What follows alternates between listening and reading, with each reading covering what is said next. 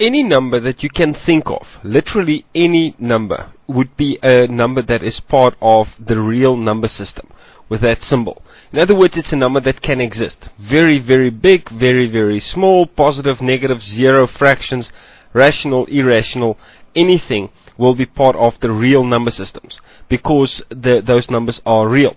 There are two numbers that are non-real. They cannot exist. One would be if you, for instance, have a negative under a square root sign, such as that.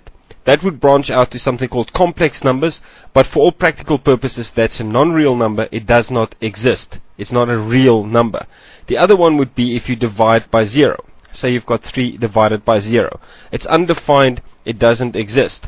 Now, what happens in this case? If you have x equal to 0, you would actually have a 0 below the line, and then that whole fraction would mean nothing. It would not be meaningful.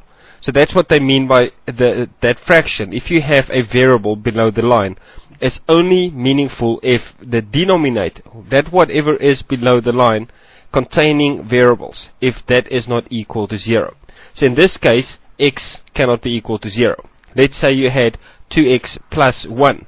Then you would say that 2x plus 1, that which is below the line, cannot equal to 0. And then you can solve it like you would normally do for a linear equation or whatever type of equation.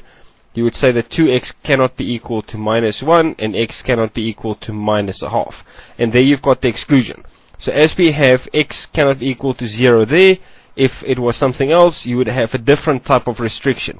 But you are not allowed to have 0 below the line. That's the bottom line. If you do, the fraction and the whole expression is no longer meaningful.